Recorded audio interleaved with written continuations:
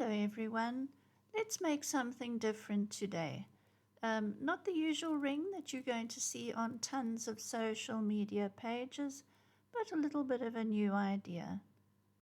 Materials are 5 lengths of 16 centimeters each, 1 millimeter copper wire, 0.3 millimeter wrapping weaving wire, and one big beautiful bead as the focal point of your ring. Now we're going to tape off the ends of the wires so that they're all in place and then begin the weave.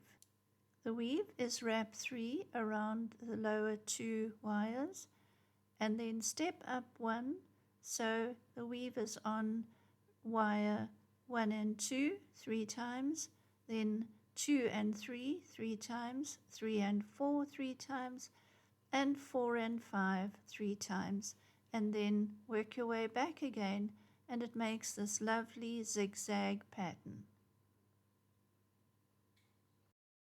Now we're going to add that beautiful big chunk of dichroic glass bead. I love that metallic color.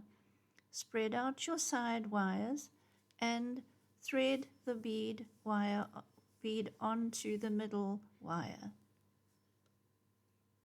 Push it down as far as it will go, and then bend the wires over the bead to flow onto the other side, and then shape them around the end of the bead so that there's a continuous flow, and you can begin the other weave on the other side. Straighten out all those wires, get them all lined up again so that you have the same arrangement as on the first part of the woven ring band. Now when they are all neat and in line, then wrap on another length, about 30 centimeters should do, a 0.3 millimeter copper wire, and then begin the weave on the other side. The same M-shaped zigzag pattern.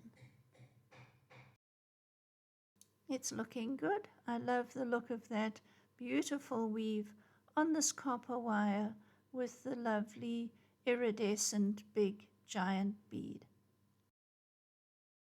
So now you're going to peel off your tape. Make sure all the little ends are trimmed off and tidied up, leaving one tail behind. Don't chop that one off because that will join the two bands together on the underside of the ring, and bend them over the ring mandrel and overlapping on each side of each other.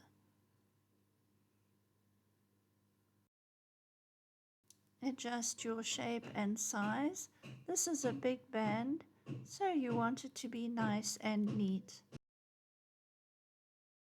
Once you are happy with the shape, then take that little tail of wire and wrap it around the closest wire to the other side, so that you're just doing a nice little coil and to secure the two bands together.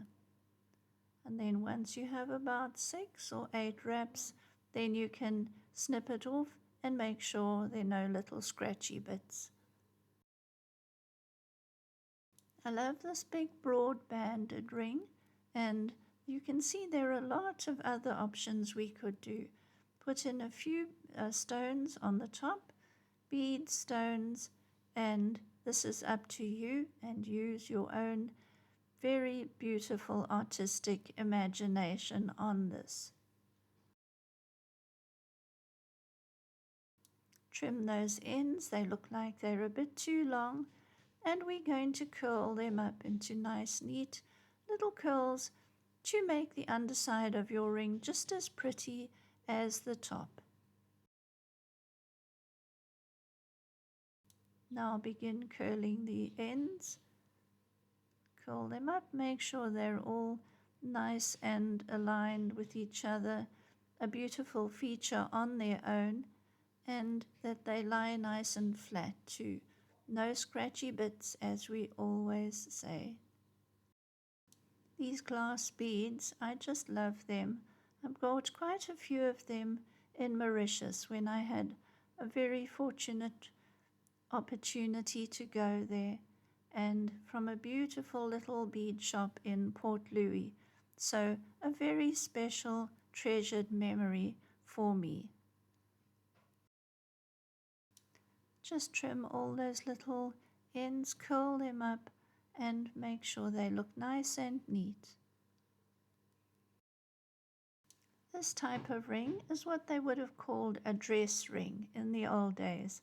I don't know what they call them now, but all I know is that it's really pretty. Take great care of yourselves. Thank you so much for watching, and you know that you are very special.